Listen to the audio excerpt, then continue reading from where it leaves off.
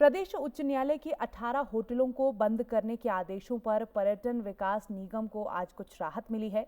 उच्च न्यायालय ने निगम के 9 होटलों को 31 मार्च 2025 तक खुले रखने की अनुमति दी है। इसमें चायल, चंद्रभागा केलांग, खजियार, मेघदूत, लॉगहट मनाली, कुंजुम, भागसू, कैसल नागर और धौलाधार होटल शामिल हैं। प्रदेश सरकार ने पर्यटन विकास निगम के घाटे में चल रहे 18 होटलों को बंद करने के फैसले के खिलाफ आज प्रदेश उच्च न्यायालय में पुनर्विचार याचिका दायर की थी, जिस पर न्यायाधीश अजय मोहन गोयल की अदालत में सुनवाई करते हुए 9 होटलों को 31 मार्च 2025 तक खुला रखने की अनुमति प्रदान की है, जबकि अन्य 9 होटल फैसले के अनुसार 25 नवंबर से बंद कर दिए जाएंगे।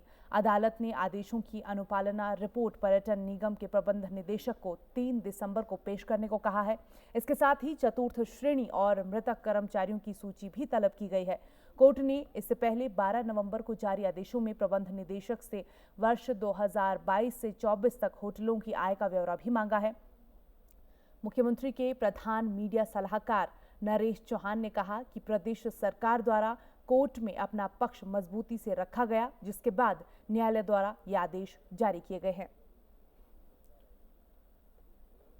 माननीय हाई कोर्ट ने कहा था कि ये जो लॉस मेकिंग यूनिट्स है हिमाचल टूरिज्म डेवलपमेंट कॉर्पोरेशन के, जिसमें लगातार घाटे में चल रहे थे, उसको लेके कहा था कि हमें इसको बंद करवाना चाहिए। लेकिन आज हमने उसके ऊपर रिव्यू किया था, माननीय कोर्ट ने इसको माना है, उसमें से 9 को चलाने की इजाज़त दे दी और आगे भी देखेंगे कि इसको और जो बाकी बचे हैं उनके ऊपर सरकार को कोर्ट में क्या जवाब देना है, किस किस तरह का काम करना है। और हमने जो कमेटी बनाई है रिटायर्ड IAS अफसर की, उनकी रिपोर्ट कितने दिन में आते हैं, उसके क्या सुझाव हैं, और जो स्टेक होल्डर जो सरकारी कर्मचारी हैं, और हमारा भी प्रयास है, हम भी चाहते हैं कि ये जो है प्रॉफिट में आए, कहाँ कमियां हैं, किस तरह के प्रयास करने हैं आगे जाके, इन सारी चीज़ों को मिलाकर वो करेंगे।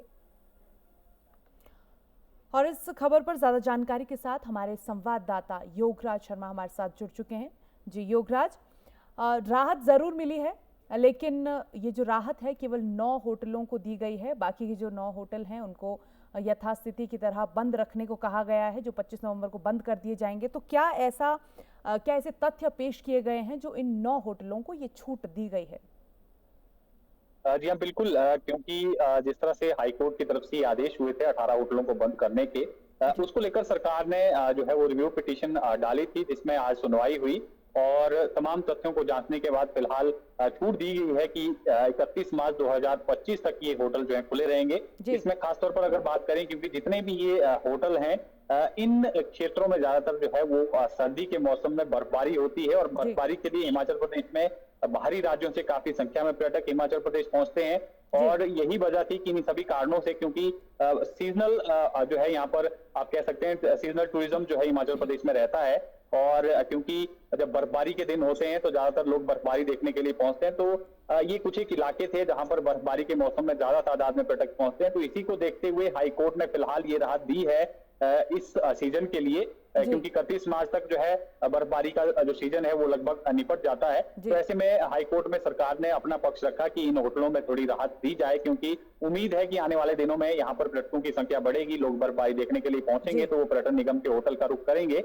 और यही वजह थी कि 9 होटलों को राहत दी गई है, 31 मार्च 2025 तक खुले रहेंगे, लेकिन 9 जो होटल हैं उनको बंद यहाँ पर यथावत रखा गया है पहले की तरह। 25 नवंबर से उनको बंद करने का काम जो है वो शुरू हो जाएगा। जी हेमलत। जी बिल्कुल युवराज, एक कर्मचारी भी बहुत बड़ा फैक्टर है, क्योंकि तमाम जो 9 होटल हैं जो अभी 25 नवंबर को बंद होने हैं, उन कर्मचारियों की नौकरी का क्या होगा? क्योंकि उनमें भी एक सवाल जरूर है कि जब होटल बंद हो जाएंगे तो उनकी नौकरी रहेगी या नहीं रहेगी?